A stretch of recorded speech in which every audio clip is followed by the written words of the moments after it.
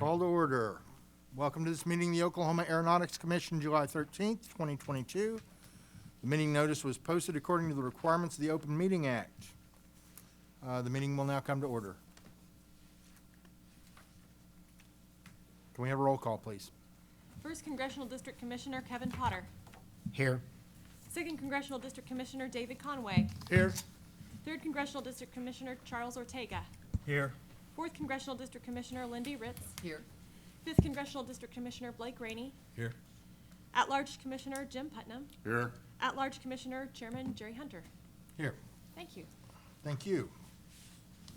Approval of the minutes. The draft minutes of the May 11, 2022 meeting has been sent to you, and a copy is in your meeting packet. Are there any corrections to the minutes as distributed? If there are no corrections, I will accept motions to approve the minutes as distributed. Do we have a motion? I so move. I'll second. Is there any discussion?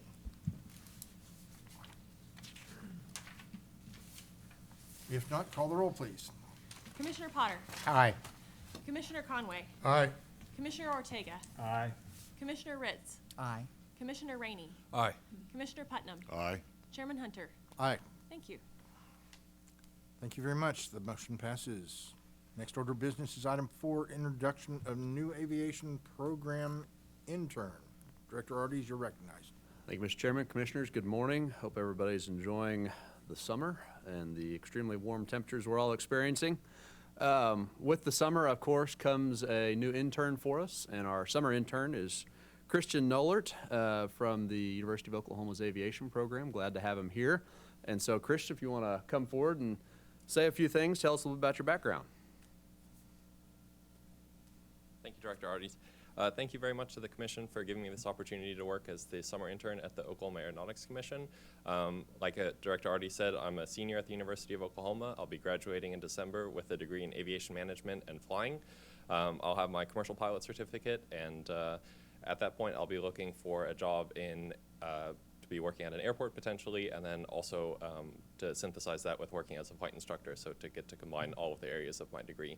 So this opportunity has allowed me to learn a lot about the legislative side and the what Oklahoma Aeronautics Commission is doing. So I really appreciate that, and thank you very much. Thank you, Chris. Are there any comments or questions from the commissioners?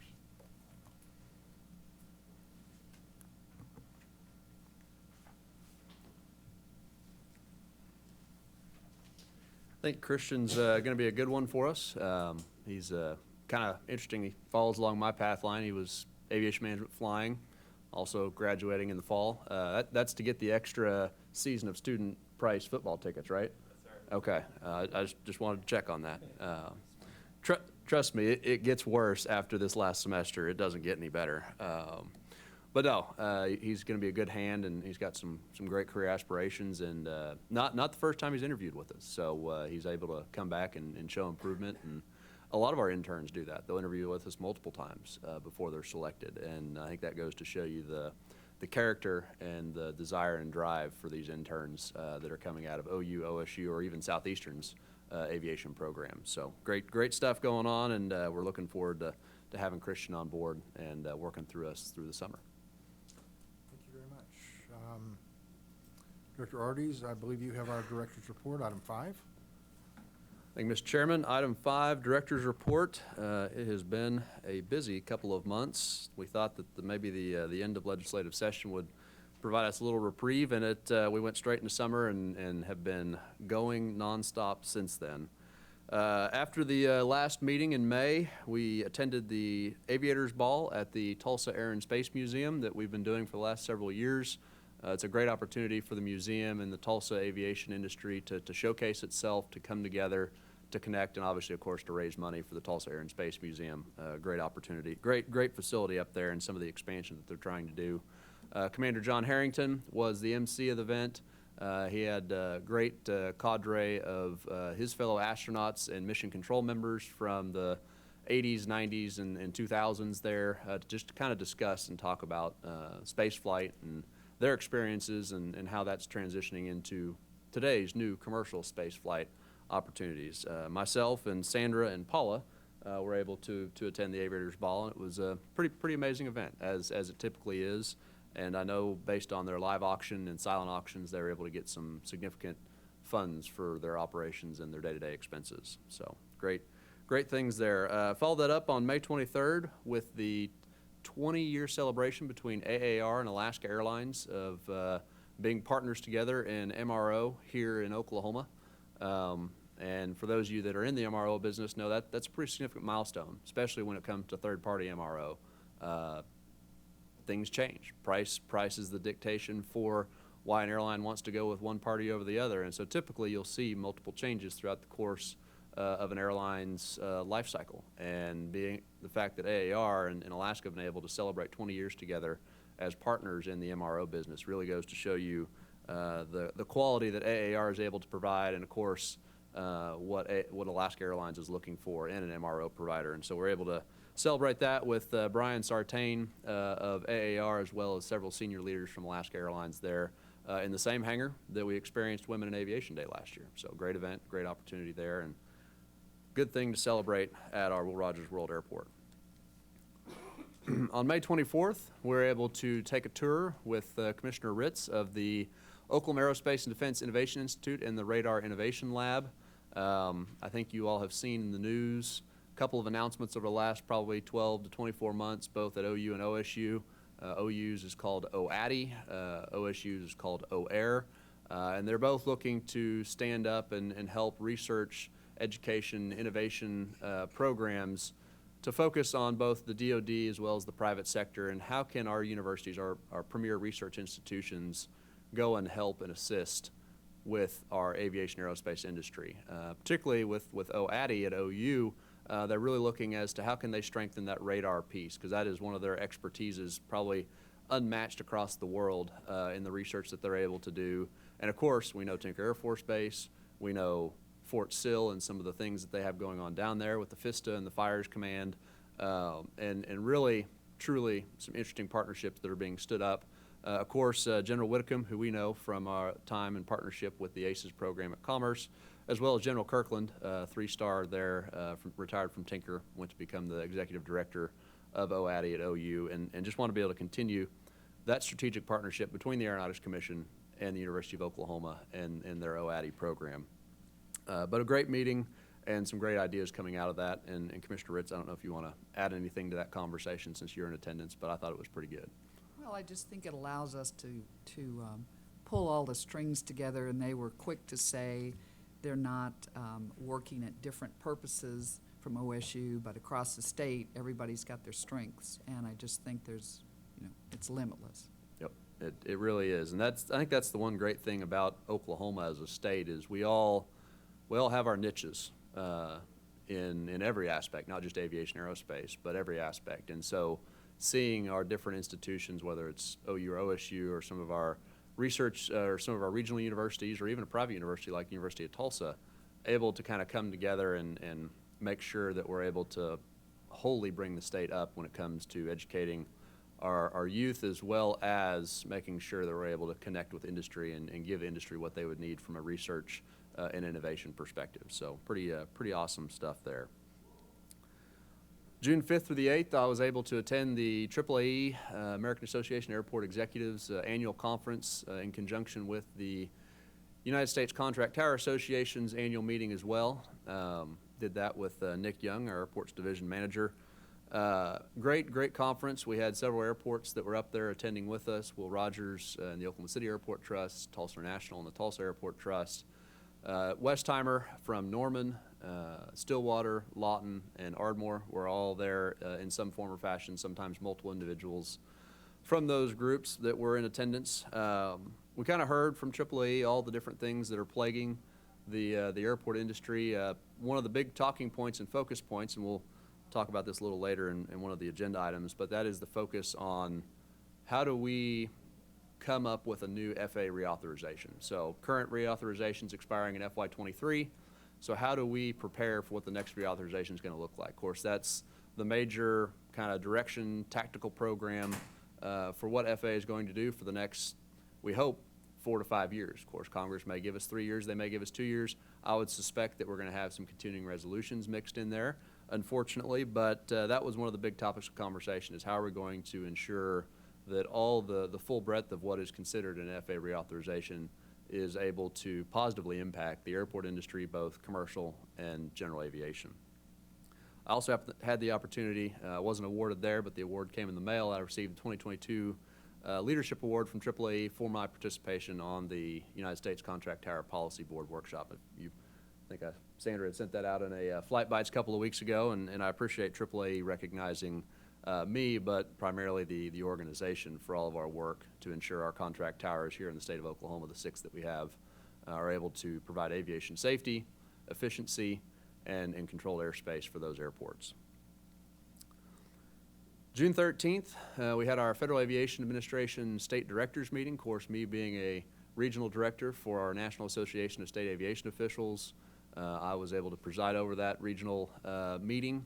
A couple of things that we were talking about amongst the states here in the Southwest region was how are we going to implement the AIG, or the bill funding, the infrastructure funding that is coming down the pike for the next 5 years. That's a big topic of conversation, some of the challenges with that. Talk about how we're closing out some of the COVID relief monies that were moving to airports during the COVID impact, as well as we're looking to re-stand up a new conference that had been done several years ago, even before my time, called the Blue Side Up Conference.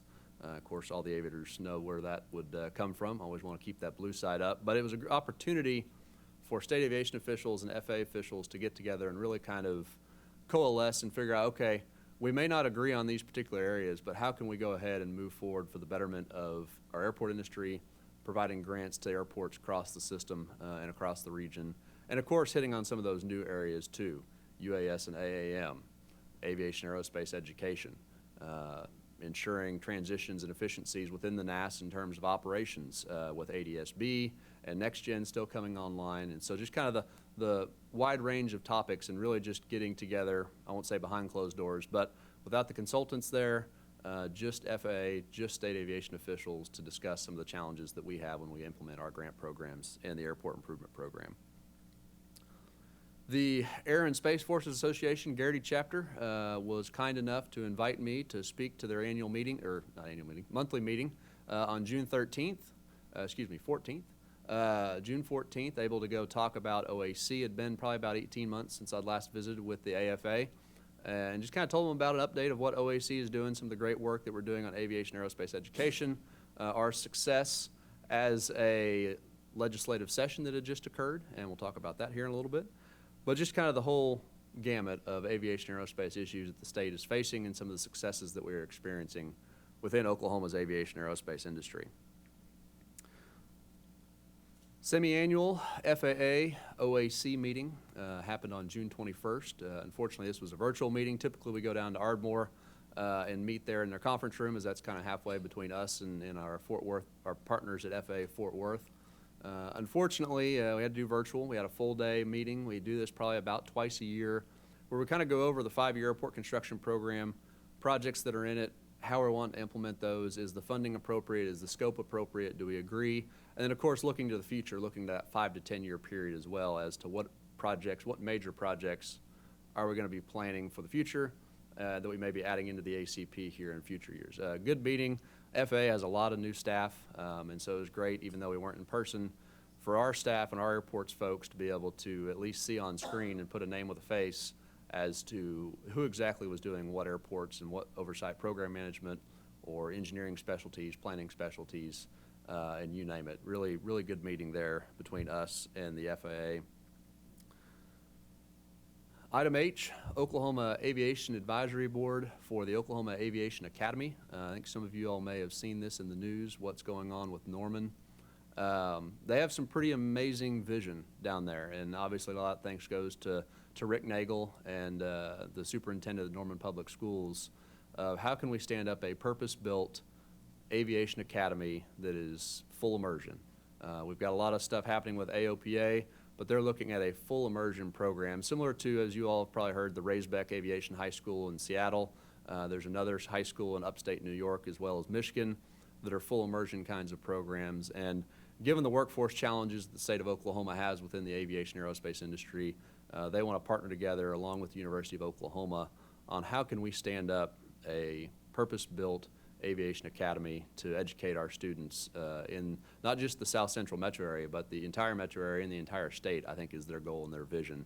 Had the pleasure to be selected to serve on their board and are providing guidance from the state level perspective. And of course, the Aeronautics Commission is proud to see that and see the initiatives, and I think you're going to start seeing some pretty amazing things happening just in some of the discussions we had last night at the AOPA dinner banquet that we were able to have. So had a good kickoff meeting on June 23rd. That was our first meeting of the Aviation Advisor Board.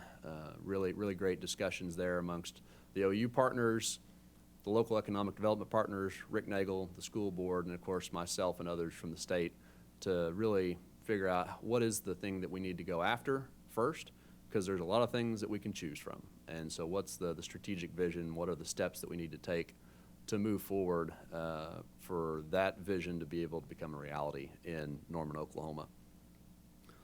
And of course, last but not least, I had the privilege of speaking to the American Association of Airport Executives South Central chapter and their Conversations with Colleagues panel on June 23rd as well.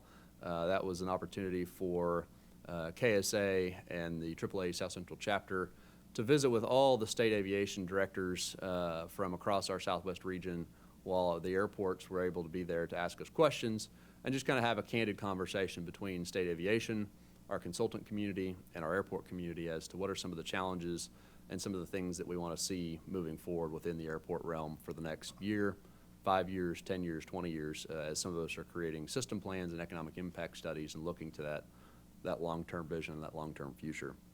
So, Commissioners, as you can see, it's been a busy couple of months, but I will stand for any questions or comments that you may have or any things that you'd like to add. Thank you very much. Do we have any comments or questions from our commissioners? All right. Thank you, Director Arties. The next item on our agenda is item 6, Airport Strategic Planning Meetings. Director Arties and Mr. Nick Young, please come forward and give us your report. Thank you, Mr. Chairman. Unfortunately, Nick Young could not be here this morning. He had a medical appointment he had to attend, so I'll be taking Nick's stuff for the agenda. But to go along with the busy items that I just reported to you on in the director's report, we have been out there and visiting a lot of our airports across the great state of Oklahoma. And as you can see there, anything from southwest Oklahoma to northwest Oklahoma to southeast Oklahoma, northeast, we hit all quadrants of the state, sans the Panhandle. Sorry to the Panhandle. Unfortunately, both their airports are closed for major runway renovations, so we couldn't make it out there to those airports. But had a good laundry list of meetings, as you can see there. I just want to pick out a few of these. South Grand Lake Regional Airport, of course, we all know that from our time of cutting the ribbon not several years, only about 18 months ago, of the new runway there at South Grand Lake Regional. They have a lot of vision and a lot of drive and a lot of energy moving forward as to how they can increase the success of that airport. They've got an additional, I think, 4 airplanes based out there, which I know doesn't seem like a whole lot, but 4 airplanes since they cut the ribbon on the new runway a little less than 18 months ago. And so great things happening. And of course, we know the story. We've heard the story of how that airport had kind of come into being from 2008 forward. So pretty amazing discussion there. We packed their little conference room full of airport board members, and the volunteerism that I see from that community, not just on the airport side, but the entire aviation education spectrum, the entire aerospace spectrum is quite amazing with South Grand Lake. Tahlequah, I think, won the contest for most amount of people in attendance. I think we had almost 17 people from that community. A couple of state representatives, 1 state senator, the mayor, several airport advisory board members, city manager. I can keep going, but I can't think of who else may have been there. But we had about 16 people in attendance to kind of talk about their strategic vision at Tahlequah. It was really good to see that at Tahlequah. They have been an airport, I know, in eastern Oklahoma that's really hasn't grown a whole lot in recent memory, but they have a lot of visions on how to kickstart that growth moving forward. So really saw some pretty neat things at Tahlequah. I'd be remiss if I didn't mention our friends in far southeast Oklahoma at McCurtain County Regional Airport in Idabel.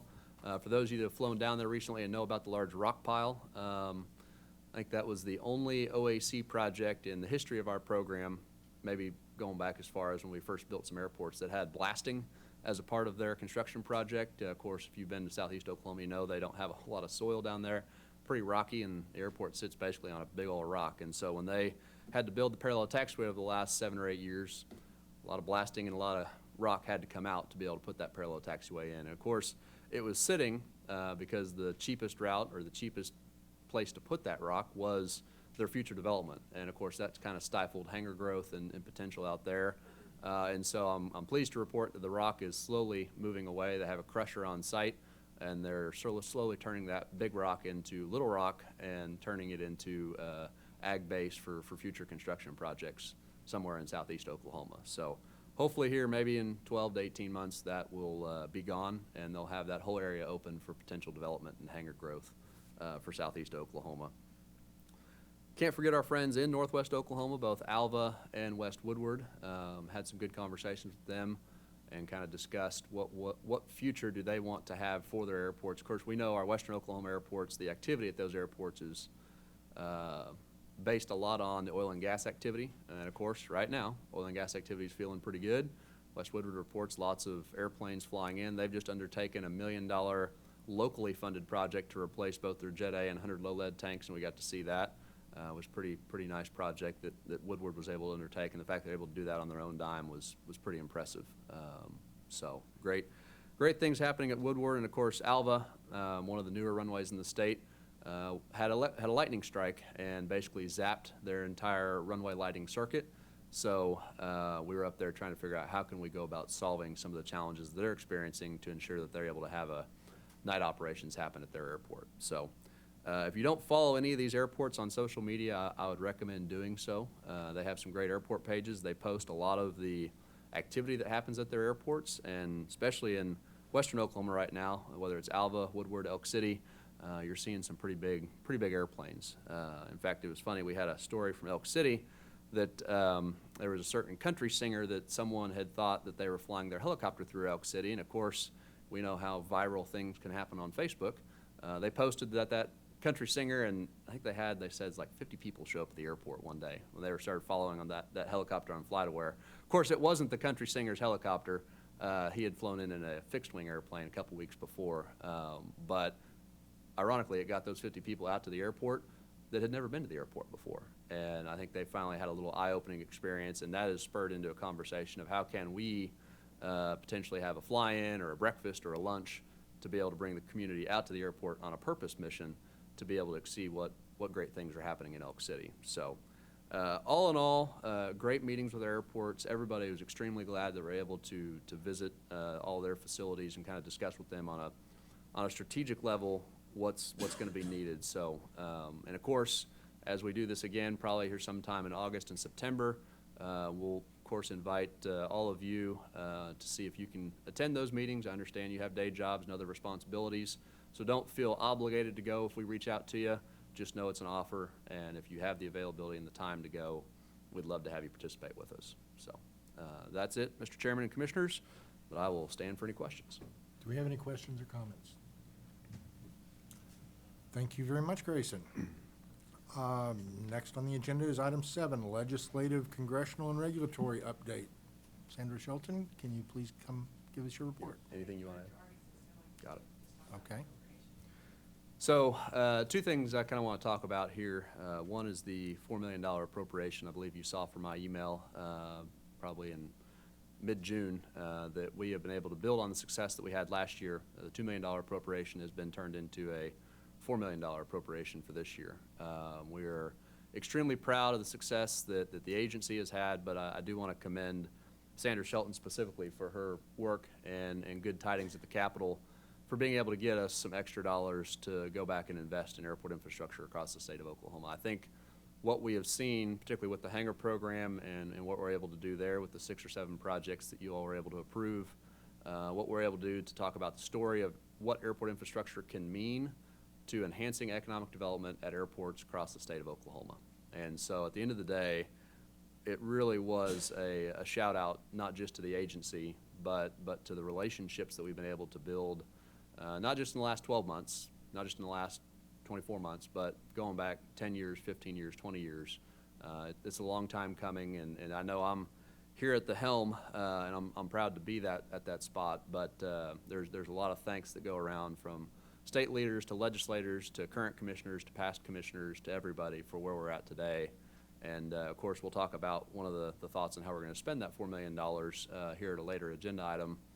But it really is, it's awe-inspiring to see that from the state capitol, and to see that the leadership of the legislature is finally willing to invest in airport infrastructure. We've been telling the story about how Oklahoma has been, in the bottom tier of states in terms of investment in airport infrastructure, and where now we can hopefully get into the middle of the pack. I don't want to be at the top of the pack. I just want to be in the middle of the pack and be able to compete with Arkansas and Missouri and Colorado and Louisiana, and states that are in similar size to Oklahoma. So really, really proud of what we've done, and I just want to say thank you for your help throughout the legislative session and what you've been able to do, whether it was attending events, talking to legislators, or simply just sharing the good message of what OAC is doing. So it takes a village, takes a team to be able to do this, and each one of you and each one of the staff should be commended for their efforts to get that done. Moving on to congressional FAA reauthorization. As I'd mentioned earlier, that's one of the big topics right now on DC. In fact, the Senate is going gangbusters. They required, I believe it was in early June, to have the different associations or alphabet groups to put in their requested points for what they'd like to see in reauthorization. Of course, National Association of State Aviation Officials, NASAO, we put in our information to the Senate committee.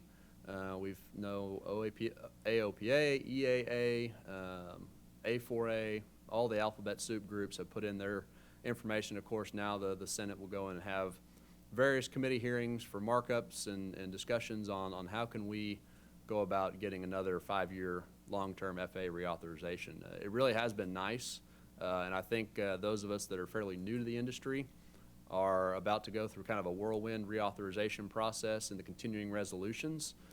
You'll remember not the most current passage of FAA reauthorization in 2018. That did have a few CRs, but the one previous to that, they had CRs, I think up through 22 or 23 CRs over the course of about almost 3 years. The joke was the CRs for FAA reauthorization were legally allowed to drink because they had exceeded 21. And we don't want to go through that process. Any congressional program, whether it's DOD, FAA, U.S. highways, you name it, needs to be funded on a regular basis so that we can plan, program, and implement grants across the state and across the country. And so I'm hopeful, cautiously optimistic, that we'll be able to get a long-term reauthorization in place, but I know we're also preparing that if we don't get that done, that we're going to be ready to go back through the continuing resolution process and having to go through that machinations. And what the impact of that is from your all's perspective is you've seen the last few years FAA wanting to get grants out the door sooner. So instead of waiting until July, August, September, the last 3 months of the fiscal year, man, we'd like to get some grants out in February or March. One, it helps us with construction season. We all know that, construction season, especially in this part of the world, starts in earnest in March. So if we can get a grant out and then we start construction season, we may be able to get done in that same grant year without having to delay because of winter that would be coming up. But with CRs, that pushes us back to that July, August, September timeframe for the majority of grants getting out the door. And so that's the struggle that we're experiencing. Of course, I'll be going up to DC later this month and visiting with our congressional delegation to explain to them the impacts and why it's important that we're able to have a full-term reauthorization done by the time the current one expires in fiscal 23. So cautiously optimistic, but also preparing for the CR fund to begin as well.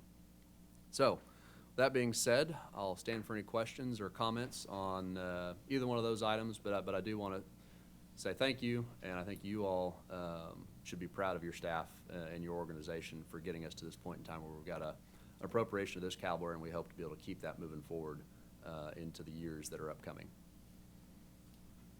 Good job. Thank you.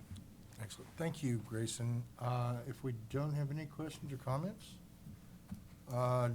next item is item 8, approval to sponsor the 2022 Tinkering the Primes Conference. Director Ardis. Thank you, Mr. Chairman. Tinkering the Primes Conference is coming up in August, August 9th through the 11th. This is for our regularly recurring partnership between us, Commerce, Career Tech, and the Manufacturing Alliance. And added into this is a opportunity to partner and sponsor for a Women in Aviation, Women in Aerospace evening there at Tinker and the Primes. I think they may have been got some of their inspiration from Sandra Shelton and the great event that we're able to put on every year at OAC. Yep. We're actually calling it Women in Aeronautics. Oh, all right, even better. I like it. I like it. And so that's what this sponsorship is for. Of course, anytime we can celebrate women in aviation, aerospace, or aeronautics, we all want to participate and do that. So staff recommends approval for the $3,500 level. I will stand for any questions, Commissioners. Any questions? If not, do we have a motion to approve this $3,500 sponsorship for Tinker and the Primes? Move approval. Second. Thank you very much. Call the roll, please. Commissioner Potter, Aye. Commissioner Conway, Aye. Commissioner Ortega, Aye. Commissioner Ritz, Aye. Commissioner Rainey, Aye. Commissioner Putnam, Aye. Chairman Hunter. Aye. Thank you. Motion passes. The next order of business is item 9, approval to partner with Oklahoma Department of Commerce at the 2022 National Business Aviation Association Business Aviation Convention and Exhibition. Director Arties, please tell us about this. NBAA, this is one of the several conferences that we partner with for the state program to go to NBAA, similarly with Oshkosh or MRO Americas, up to $5,000 for our partnership. This year, we're going to be in Orlando, Florida, October 18th through the 20th. I know some of you all attend that as well. You're welcome to come and hang out at the Oklahoma booth. Staff recommends approval, but I will stand for any questions. Do we have a motion to approve this $5,000 partnership for the NBAA BCE? I so move. Second. Second. Thank you very much. Can we call the roll, please? Commissioner Potter, Aye. Commissioner Conway, Aye. Commissioner Ortega, Aye. Commissioner Ritz, Aye. Commissioner Rainey, Aye. Commissioner Putnam, Aye. Chairman Hunter. Aye. Thank you. The motion passes. The next order of business is item 10, approval to sponsor the Air and Space Forces Association Texoma Regional Conference. Director Arties, please continue. Thank you, Mr. Chairman. So the AFA, Air and Space Forces Association, that's going to be, I'm working on it. It's tough. The whole S not being in there. Trust me, I like the AFA better. I like that as opposed to ASFA, but that is tough. So I'll continue working on that, try to get better. But the AFA is bringing their regional conference to Oklahoma, the Texoma regional area. And of course, given our partnership with the AFA and our close-knit relationship on helping put on some of these different events, wanted to sponsor for $1,000 their regional conference scheduled for the end of July here in Oklahoma City. I myself will not be able to be there because I'll be at Oshkosh, but we're working to bring some discussions from superintendents and other aviation education realms to discuss some of the success that Oklahoma has been able to have as well. We'll talk about that a little later in items 11 and 12 to discuss amongst the AFA. Here's how AFA can go help spread the word about AOPA and some of the other programs that we're doing here in Oklahoma. So staff recommends approval, and I'll stand for any questions. And Commissioner, I don't know if you want to add anything to that since you've been involved. Well, the Air Force and Space Association has had a pretty close relationship with OAC. And obviously the Women in Aviation Day, they've been deeply involved in that kind of thing. So I think it's a golden opportunity to just keep that relationship going. And I would move to approve for it. Do we have any other questions or comments? If not, do we have a motion to approve the $1,000 scholarship or sponsorship to the AFA Regional Conference? Second. Do we have a first? I Awesome. motion that you approve it. Can we call the roll, please? Absolutely. Commissioner Potter, Aye. Commissioner Conway, Aye. Commissioner Ortega, Aye. Commissioner Ritz, Aye. Commissioner Rainey, Aye. Commissioner Putnam, Aye. Chairman Hunter. Aye. Thank you. Motion passes. Next order of business is item 11, Aviation and Aerospace Education Update. Director Arties and Ms. Paula Keady, you're recognized. So I'm going to hop down here for a second, but I just want to kick off this item and the next item with a large resounding of thanks to the lady standing to my left and your right for all the work that she's done on aviation aerospace education across the state. We had a great event last night, which we'll talk about in item 12, But it really just goes to show you that we have re-energized, we have transformed our aviation aerospace education program over the last 3 years into something that I don't even think my wildest dreams could ever have contemplated into what it could become. And I think you'll see that through some of the excitement, some of the news, and some of the press that we're going to get from all the great things happening in aviation education. So I think we just need to give Paula a nice little round of applause for all the work that she's been doing. I never thought that our airport inspection team could be outdone in mileage on cars, but Paula has proved me wrong going across the great state of Oklahoma and doing her travels in the last couple of years. So with that being said, Paula, I'll turn it over to you. Good morning, Mr. Chairman, Commissioners. Thank you, Director. It has been these have been some very busy days, but very, very exciting days for aviation education. I looked at the list of the airport planning meetings, and I was struck by the fact that many of those airports that were on the list this morning have airport managers that have called me within the last month, the airport manager, to say, I can get the right people in the room, Paula, if you can, I can get the school administrators here, and they're looking at it as a partnership with us in helping to increase aviation education. I think that's remarkable. So I'm going to South Grand Lake Airport very soon and working with Ketchum Public Schools, the folks from Southsaw Airport called Sayer, on down the list of airport managers who want to be part of what's happening with aviation education in Oklahoma.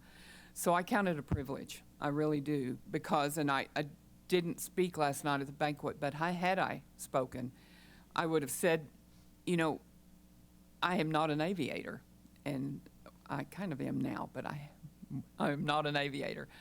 I'm an educator, and for me, what this is doing is allowing students to be excited about learning, hands-on, igniting them to want to know about aerospace and aviation, and watching what can happen, and more importantly, watching them walk out of that pathway to secondary, post-secondary aviation programs, to technology centers, to careers in aerospace that will help our industry as we move forward. One of the things we've always done and what we've built at OAC, of course, is our grant program. So the first item on my report list is that we did have 62 applications this year for grant funds. The team has met regularly over the last 2 months to review those grant applications, and we'll be sending out recommendations next week to prepare for the August 10th commission meeting. Your favorite, I'm sure, to hear all of those reports from the various people that we will recommend for grant funds. Secondly, in mid-June, Director Arties and Commissioner Potter and I met at Tulsa Technology Center with the folks from Tri-County Tech in Bartlesville. And the Tri-County Tech administrative team wanted to know, you know, what's going on at Tulsa Tech in regard to A&P, what can other technology centers do to prepare students to work in maintenance, and so I thought it was a great visit and allowed the Tri-County team to see a well-established A&P program and to talk about what perhaps they can do in Bartlesville at the Tech Center to provide skills and build skills. Thirdly, Michelle Boziden and I had a booth at the COSA conference. COSA is the Cooperative Council of Oklahoma School Administrators. It was at the new Oklahoma City Convention Center. I think there were about 4,000 school administrators there. It was huge. And it was, we were very well received. I think Michelle would agree. We had more activity at our booth than a lot of the people that are necessarily true textbook vendors and those kinds of things. Lots of interest. I also did a breakout session at the conference, and immediately some folks from Ponca City came to me and said, we want to do this. Can you come to Ponca City? So, of course, I got in my little car and went to Ponca City, and immediately they said, I think we can do this next year. We've already had pre-enrollment, but I think we can make phone calls and we can make this happen. So Ponca City will be one of the new schools, and I think that that's really exciting. As we spread across the state, the word is getting out, and there's more and more growth. Fourth thing on the list is I did receive a call from Jeff Mulder, the director of Oklahoma City Airports, and he said, you know, what can we do to help? That's what's fascinating about this is all the people that are hands on deck and said, let's do what we can. And he said, I'd like to do something to help. Michelle Coppage, the folks from AAR, and National Guard said, we'll open our doors. Let's build some kind of program and perhaps call it behind the scenes or behind the walls. That kind of, we can't decide what to call it yet. But we'll bring in students to let them see the real workings of airports behind the scenes, the real workings of the FAA behind the scenes. And so we're working and hopefully to have a fall program of some kind where we can bring at least start out with maybe our 5 Oklahoma Aviation High Schools of Excellence and get them in the airports and let them see what's happening behind the scenes. And then as Director Arties mentioned, last night the formal announcement was made that Oklahoma is #1 in the nation for the number of schools teaching the AOPA high school curriculum. It was a wonderful evening. Lieutenant Governor actually made the formal announcement at the dinner last night. Mark Baker, the president of AOPA, was actually at the training yesterday morning. I don't know if you recall that I mentioned we have had AOPA teacher workshops going on all week this week at OU, and 52 of our Oklahoma teachers, as well as about 16 from out of state, Massachusetts, Wisconsin, California, were here, and they're here through tomorrow at OU for their curriculum training. So they don't have to just go into a new class and say, you know, I don't know, what's this look like? How do I teach this? Rather, they're prepared. This 4-day training goes all of the hands-on workshops with them, and they learn what to do. So this workshop will continue through tomorrow, but Mr. Baker came yesterday morning and addressed the teachers. The folks from AOPA brought their team, and speaking of teams, this one, Andrea, thank you, Andrea. Because of the FAA grant we were awarded, the 625 workforce grant, we were able to pay the teacher the registration for the workshop. We were able to pay the lodging for our Oklahoma teachers to come to OU.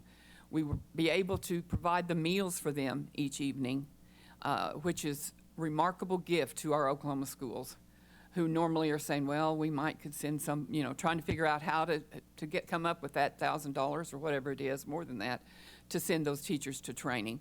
So because of that FAA grant that we wrote and received, we were able to do that as part of the program. Andrea did yeoman's work on the hotel and the meals, Michelle and Sandra and Mr. Wadsworth, and all of us have really, really worked diligently to put the program together. It will end tomorrow. Sandra, was there a video you wanted? I'm gonna let you just talk about things later. Okay. To announce though tonight, thrilled to announce a couple big announcements. Number one, I'm thrilled to announce that Oklahoma, after everything that you just heard about how great this industry is, the statistics come with it, the top 10 lists come with how great of an industry that is. Oklahoma is now ranked #1 in the nation for high school teaching aviation curriculum with 57 school districts across the state of Oklahoma.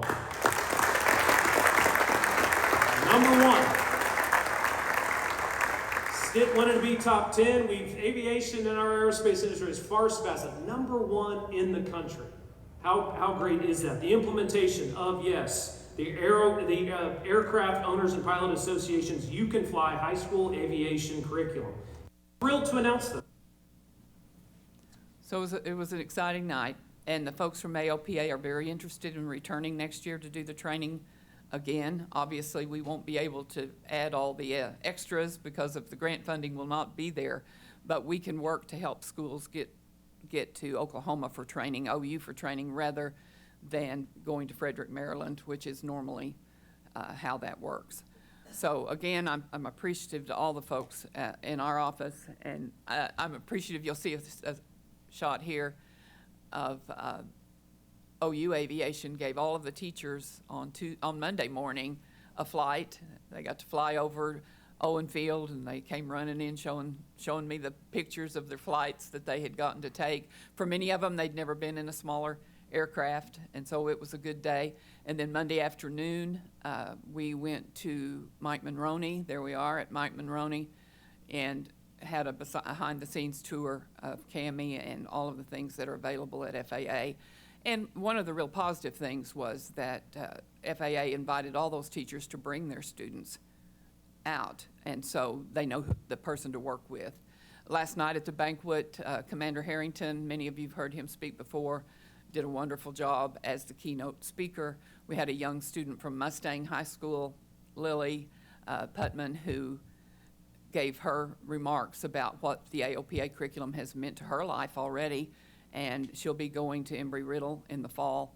And then Mike Anderson, the superintendent of Ada City Schools, my former superintendent, spoke as to how it's changed our view in public schools, really, of how we address STEM.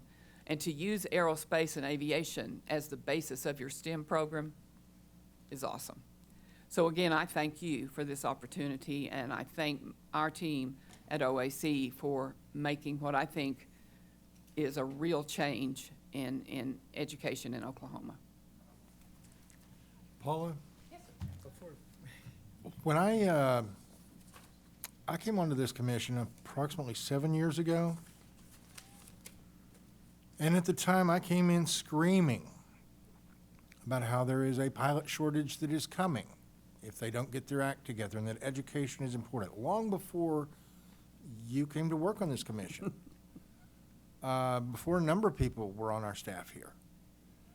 I can't tell you how delighted I am with the programs that you have set up. You have fulfilled what I was screaming for 7 years ago.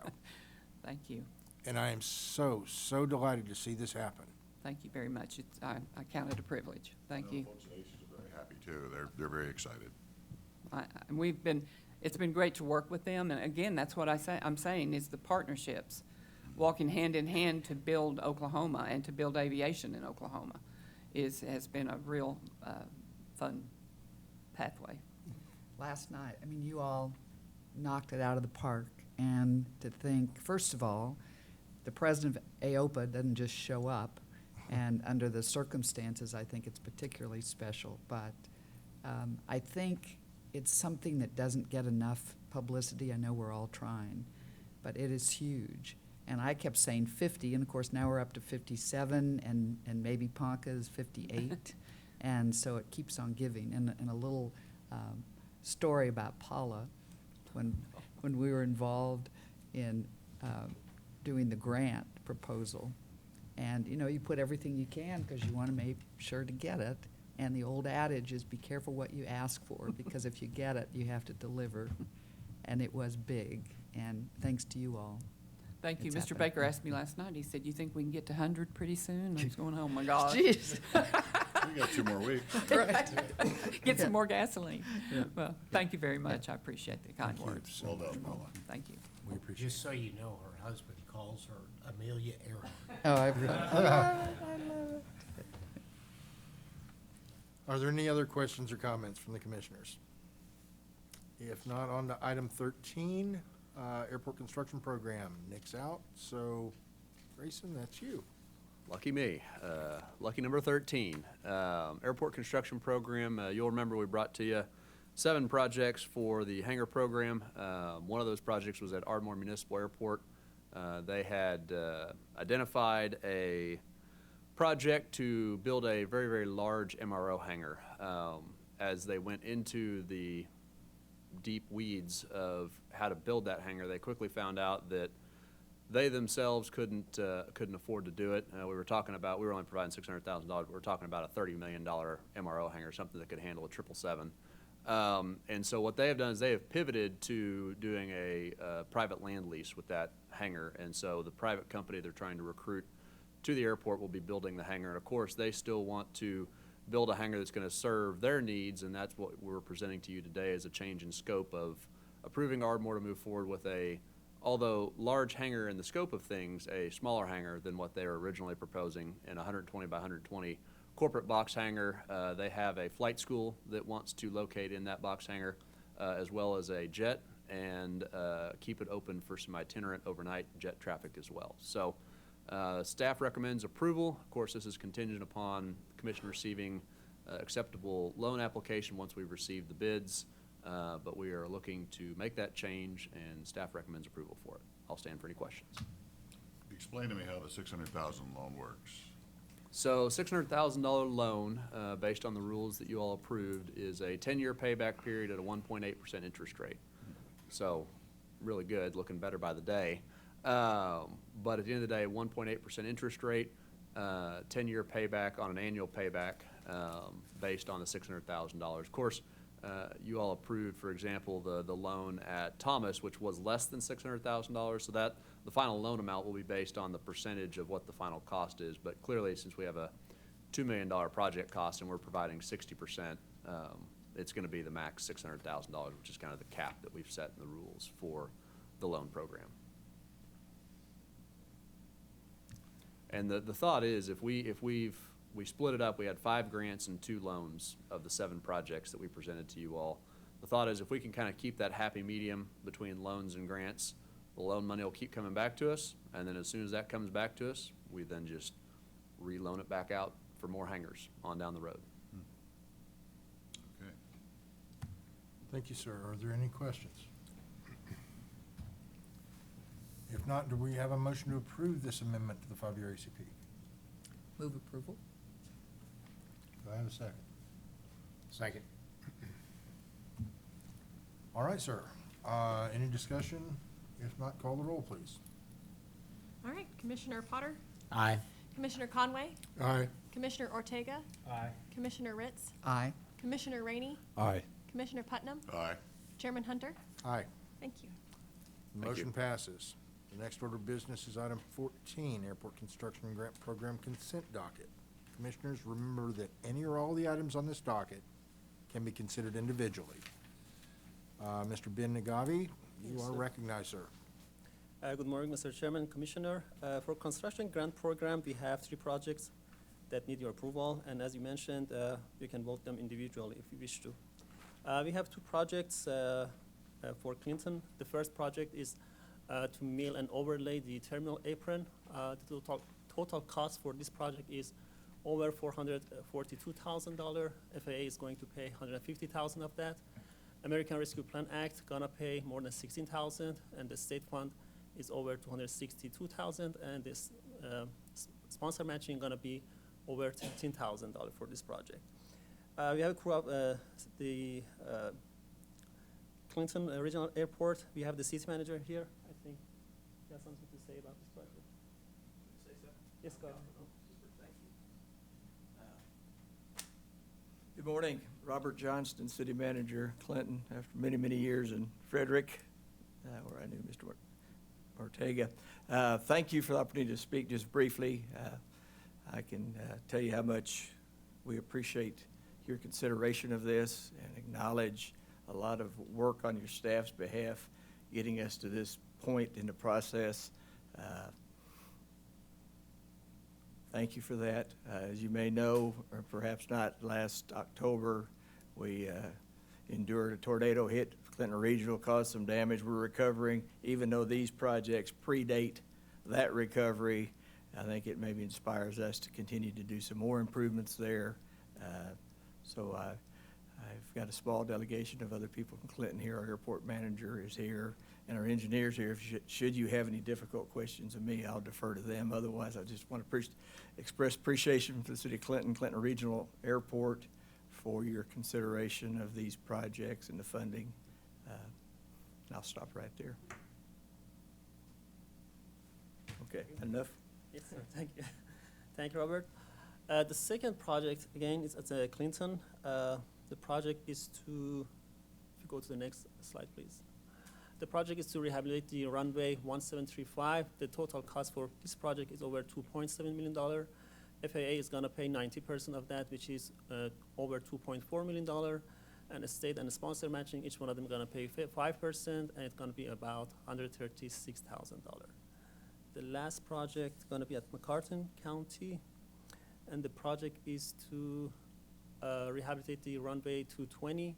Also, we're going to install the medium intensity runway light and also runway and identifier lights.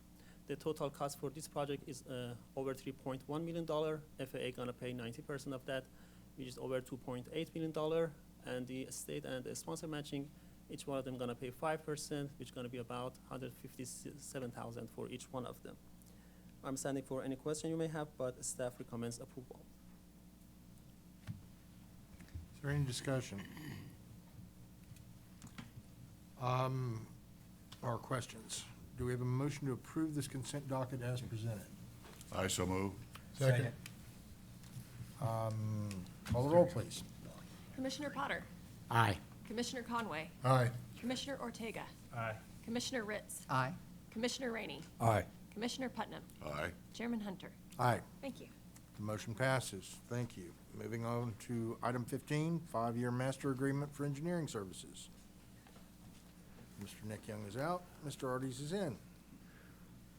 Mr. Chairman, Commissioners, if you will remember, I believe it was almost a year ago now, maybe a little more. It would have been, I think, our May meeting in '21, where we decided to act as agent for the Clinton Sherman Airport and our friends at OSIDA, fellow state agency that runs the Clinton Sherman Airport. Given our expertise in the airport construction, airport consulting world, we wanted to be able to allow Craig, the director, to focus more on recruiting and bringing businesses there, and we can help him out on the airport construction side of the house since that's our specialty. As part of that, we have worked with them on selecting an airport consultant, and we have gotten to that point in time and have selected their Delta Airport Consultants. And so we're looking forward to signing a 5-year blanket master agreement. This is pretty standard in the airport world. This blanket agreement doesn't obligate us to any particular project or fund. This is just going to cover the 5 years that Delta Airport Consultants will be the airport consultant for Clinton Sherman through us acting as agent for the facility. And of course, if we do have a project to rehab the runway, to put in new lights, build a hangar, whatever it might be, using public dollars, we'll come back to you with a task order of what the actual cost of the engineering services for that individual task order will be. So, for you today, staff recommends approval to enter into the 5-year blanket master agreement with Delta Airport Consultants for the Clinton Sherman facility. Thank you, sir. Do we have any questions? Is there any cost up front on this? There is no cost with the blanket agreement. Okay. No, it's, the way this works is every airport, when you select a consultant, you'll do that 5-year master agreement. Basically, it sets the hourly rates, sets the fees, identifies all the legal lingo, whether it's insurance, who does what, who's responsible for doing this, the services that they can provide. And then, like, if we're gonna go do, let's say in 2 years, we're gonna do a spall repair and joint seal project out there for $1.2 million, and the engineering cost is gonna be $100,000. We would then come before you 2 years from now, well, probably about a year from now, because we'll be doing design at that point in time, with a task order that says it's gonna cost $100,000, but we, the agency, are simply being the conduit. So we have an agreement with Clinton Sherman, wherever the funding's coming from. If it's gonna be 90% FAA, 10% local, that 10% is gonna come from OSIDA. If it's part of their DOD joint use agreement, then obviously it's gonna be 10% OSIDA, and I think 90% joint use agreement. And so OAC is not gonna be out any money. We're acting as the contractual conduit to do this particular effort. Any further? Nope. Do we have a motion to approve this agreement as presented? So moved. Second. All right, thank you very much. Call the roll, please. Commissioner Potter, Aye. Commissioner Conway, Aye. Commissioner Ortega, Aye. Commissioner Ritz, Aye. Commissioner Rainey, Aye. Commissioner Putnam, Aye. Chairman Hunter. Aye. Thank you. The motion passes. Thank you. Now we have item 16, emergency rules for the airport construction program. Director Arties, if you would, please. Thank you, Mr. Chairman. Item number 16, with the $4 million that we've received in appropriated monies this past legislative session, of course, we want to be able to continue our hangar grant program moving forward. We might have to make a few tweaks, though. Some of the things that we've learned through the first phase of the hangar grant program. There's also some potential that we'd like to raise the limit on what we invest in terminal buildings. So I think, we all are aware that we invest 50/50, up to $500,000. Most of the terminal buildings that we're seeing today, we can't build for $1 million. It's $1.5 to $2 million to get a nice bare bones facility. Obviously, it's just due to the thank you from inflation and the cost of building vertical structures, particularly structural steel, just going through the roof. And so that's one of the items that we would potentially look at in changing the rules, is upping that to maybe the $750,000 level instead of $500,000. We've also had some internal discussions about adding in other vertical infrastructure, and I call it vertical. It's fuel systems. That's what FAA calls fuel systems, is vertical infrastructure. Adding that to the plate. We've never done fuel systems before, just like we hadn't done hangars before prior to last year. So we may look at potentially doing a fuel system project, and that'd be very similar. I'd see that being a 50/50 proposition, since it is revenue producing. But right now, what we're asking for you is just to kick us off and get us started on the emergency rule process. Of course, we would come back to you with our final version of what we believe the rules would need to change to for your approval, likely at the first meeting after our aviation education meeting, which I believe will be either September or October. So staff recommends approval. I'll stand for any questions. Questions? If not, do we have a motion to approve? Move to approve. Do we have a second? Second. Can you call the roll, please? Commissioner Potter, Aye. Commissioner Conway, Aye. Commissioner Ortega, Aye. Commissioner Ritz, Aye. Commissioner Rainey, Aye. Commissioner Putnam, Aye. Chairman Hunter. Aye. Thank you. Thank you. Thank you. The motion passes. Next up is item 17, Airport Pavement Management System update. Mr. Vincannon and Mr. Nagavi, please begin. Good morning, Chairman and Commissioners. Commissioner Putnam, looks like you and I are in sync today with our patriotic red, white, and blue stars and striped ties. Really like yours. It's a little more bold than mine. Mine's a little more subtle.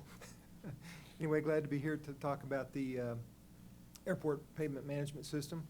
Want to give you an update on where we are today. Want to first start with just a real brief reminder of what it's about. Pavement management system is a defined procedure for collecting, analyzing, maintaining, and reporting pavement data. And we do this by following the guidance in the FAA Advisory Circular and standard testing procedures that are outlined there. And we input this into the paver program, and it gives us a pavement condition index number, and gives us a lot more information than that, actually, which we'll talk about a little bit in the letter later on in this presentation that I've got. So the next slide describes what a PCI is. It's a numerical rating of the pavement condition that's based on the severity and the distresses that we observe when we go out and do our pavement inspections. And that's what we do. We go out in the field into the pavement. We quantify how much of each distress type and severity there is. And if you look at the graph on the right side of this slide, you see the curve is actually over time the way a pavement deteriorates. And what we want to do is do repairs early in the pavement deterioration, because those kind of repairs are much cheaper than if you wait. The kind of repairs we're talking about early in the life of the pavement are things like, for asphalt, crack sealing and seal coats. And in a concrete pavement, it would be joint resealing and maybe some minor spall repairs.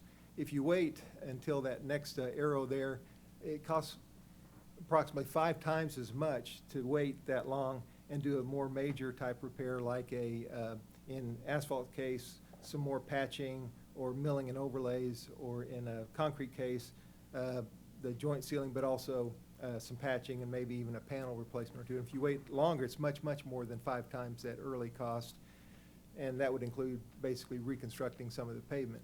And so therefore, we want to be as cost-effective as we can and do those more minor, cheaper repairs early to extend the life of the pavement as cost-effectively as we can. So to do this, we go out and we do these pavement inspections and determine the PCIs. So to date, in 2021, we did these 31 airports that you can see on this graphic, and you see the purple dots where we have been and done the pavement inspections. And as well, we sent out a letter to the airport and the FAA explaining what we've done and the results of those inspections.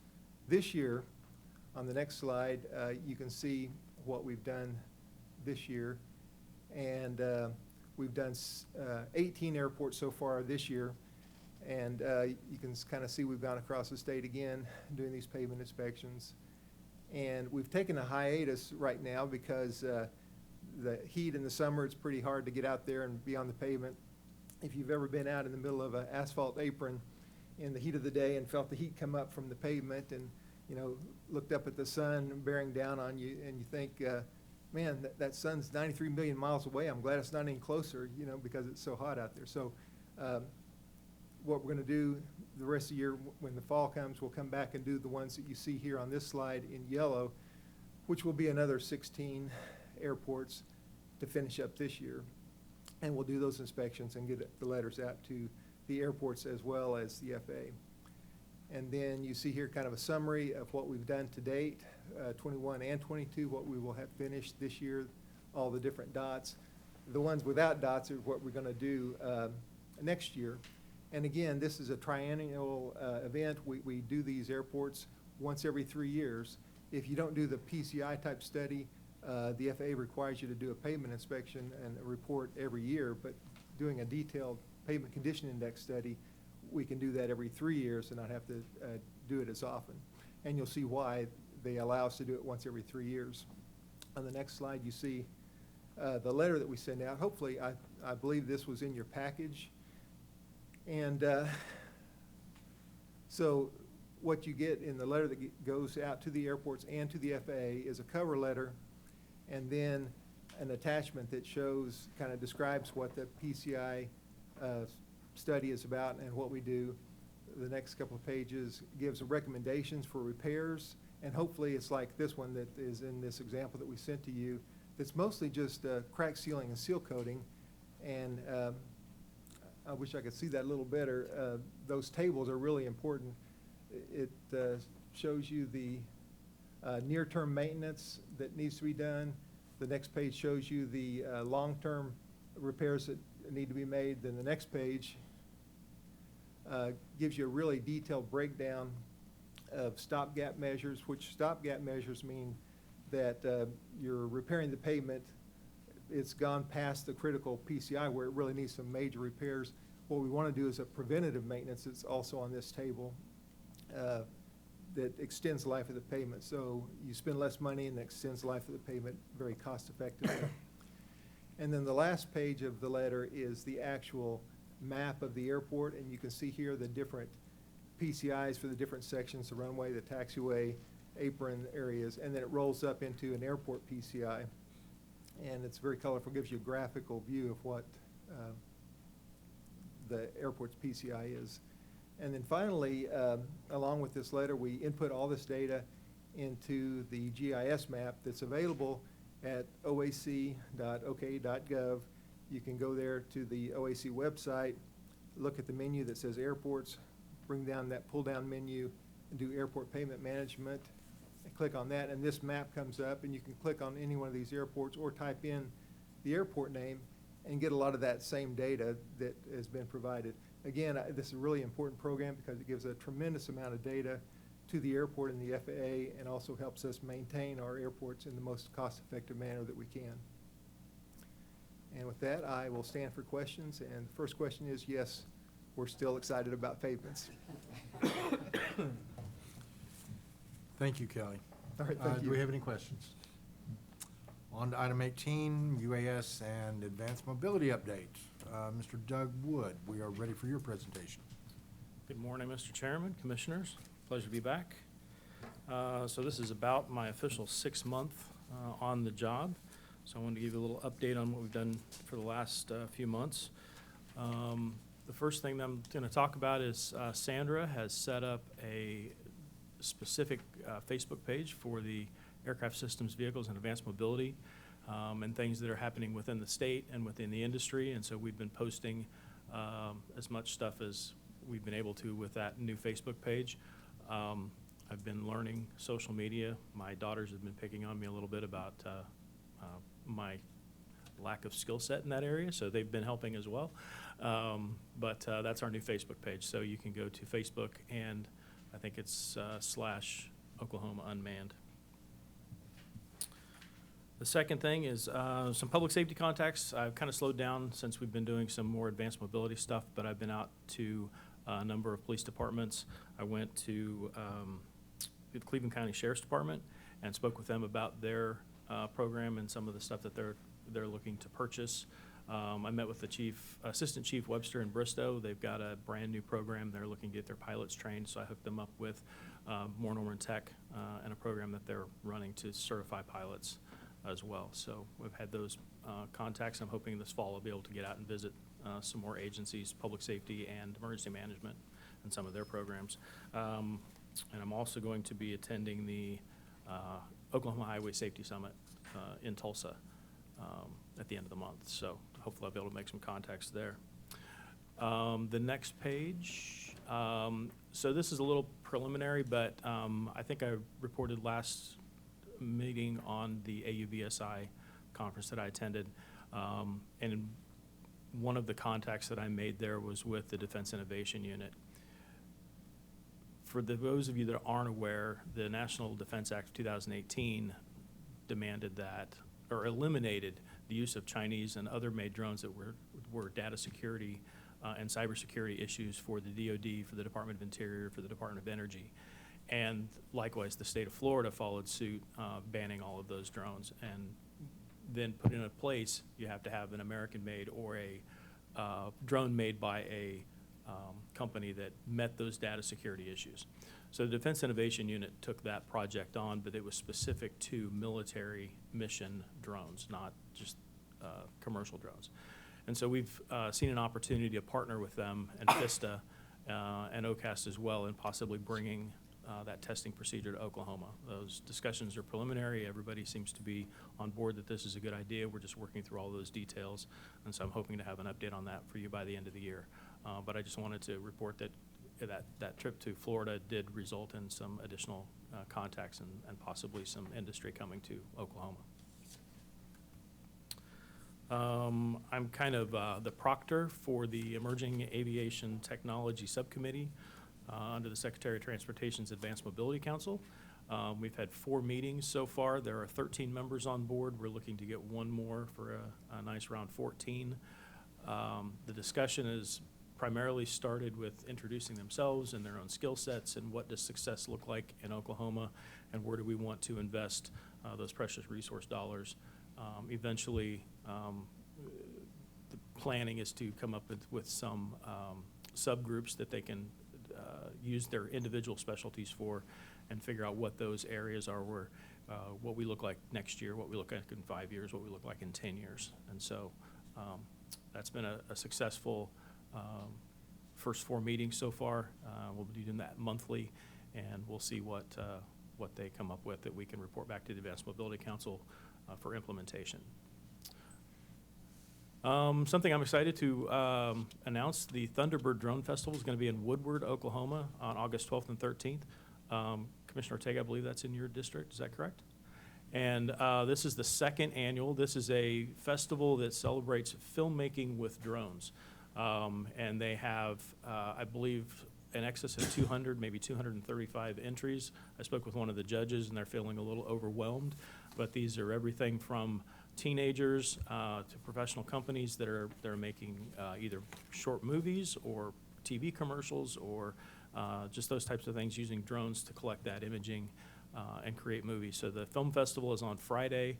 They're going to have that in the theater. I don't know that they're going to show all 235 entries. I think they're going to pretty much limit themselves, otherwise it'd be a long, long evening, to the awards, award winners. So the doors open at 6 and the film festival at 7 the next day. They're having a number of events. One of them is actually drone racing inside one of the facilities there. And they're having a discussion panel, which I've been invited to be on, so I'm honored to be on there and represent OAC on that discussion panel. And then the keynote is by Dr. Jamie Jacobs from OSU, so he'll be speaking at 1 o'clock, and then they'll have the whole final drone race thing at 2, and then it'll be done at 3:30. So I'm excited to attend that and partner and help the Thunderbird Drone Festival out with that. Let's see, and the next slide. And we also get to announce that Oklahoma is #1.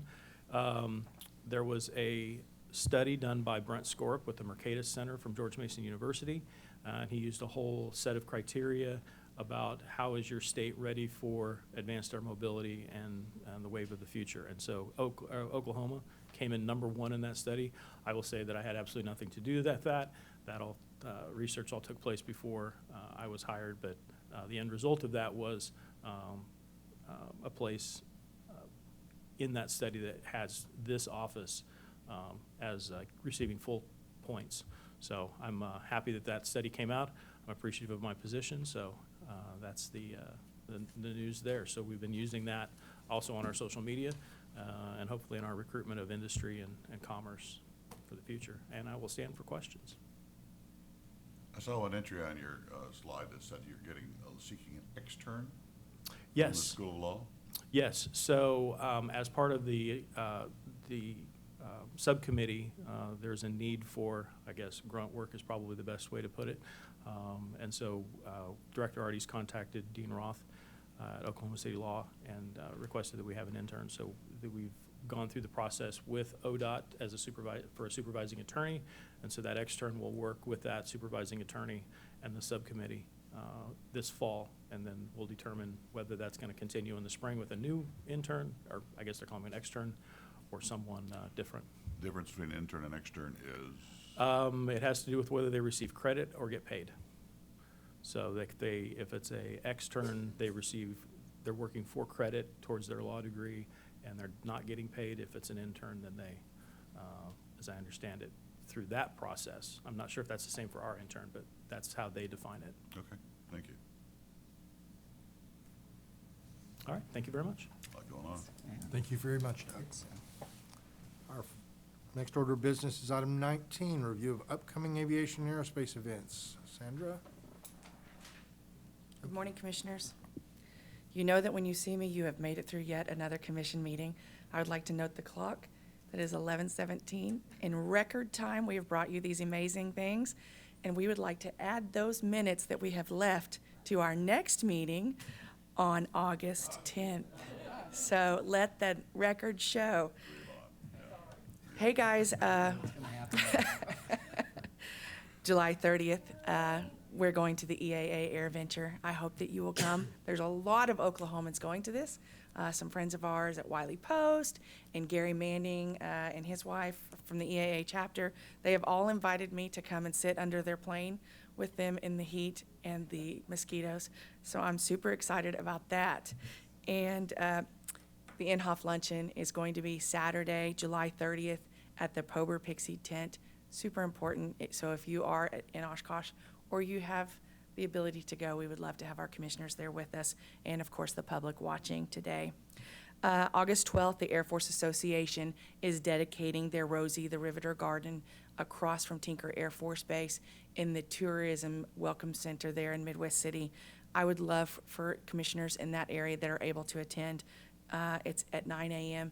The Oklahoma Aeronautics Commission is a great partner with the Air and Space Force. We can't. None of us can do it, Commissioner Putnam. Air and Space Forces Association, Garrity chapter. They are fantastic partners to us. They are always helping us, and we just enjoy that partnership so much. We want to give them that support. And August 18th, the Oklahoma Defense Industry Association is holding a defense briefing at the Skirvin downtown with Vice Admiral Trussler. How'd I do on that?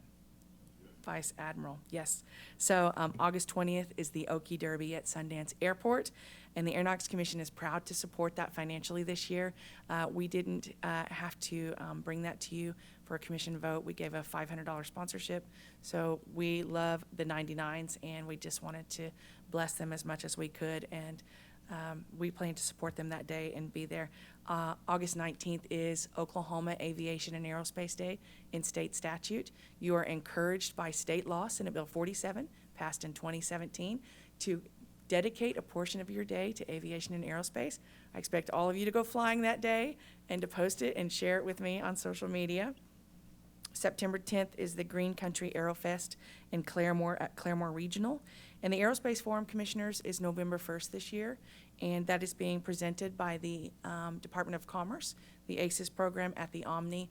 If you would like to go, please visit with myself or Director Arties, and we'll be happy to facilitate you getting there. And Women in Aviation Day is December 9th this year at Tulsa at Riverside. We really are looking forward to this, working with Alexis Higgins and her team there.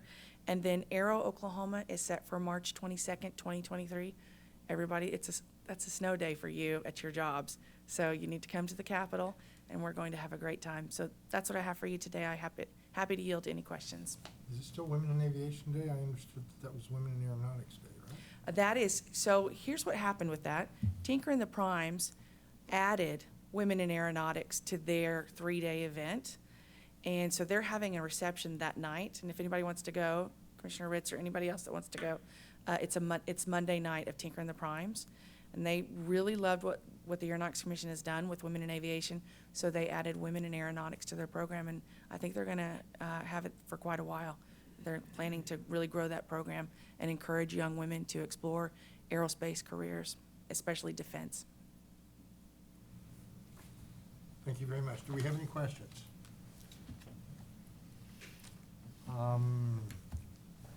If Thank there you, are Commissioners. none, item 20, concluding remarks regarding agenda items. I will entertain any remarks at this time. Commissioner Hardy, or Director Arties? I just wanted to, in the vein of aviation education, identify a few folks in the audience that are partaking. We also have another intern with us, Mr. Russell Taylor, if you wouldn't stand. Russell is the summer intern for Max Westheimer Airport and is learning all about the airport operations world down there in Norman, Oklahoma. And behind me, we have the Clinton Regional Airport Manager who is trying to create a flying family. She has her son who just finished his private pilot's license, and her daughter, who is with her today, has soloed and is going to start flight training here, finishing her flight training here soon. So I think we have shown that the infection is going gangbusters, and we are hoping that we'll be able to continue to affect more young people with aviation aerospace careers. And Mr. Chairman, I don't know if you want to introduce a certain somebody that you're hoping to infect with an aviation career at some point in time. Someone might be sitting behind me. My son Chase is here. His involvement in aviation is still to be determined, but at 13, I don't think I knew what I wanted to be when I grew up either. Well, we'll work on him, Mr. Chairman. We'll work on him. I'm counting on it. That concludes my remarks. Do we have any other observations? Okay, failing that, on to item 21, announcement of next meeting. Our next meeting will be at 10 a.m. on Wednesday, August 10th, 2022, on the first floor conference room here at the ODOT building, 200 Northeast 21st Street, Oklahoma City. We will be discussing aviation and aerospace education grants at the August meeting, so everyone please be prepared for a longer meeting. Next item, item 22, is there any new business? If not, we'll move to item 23, adjournment. I declare this meeting adjourned. Thank you.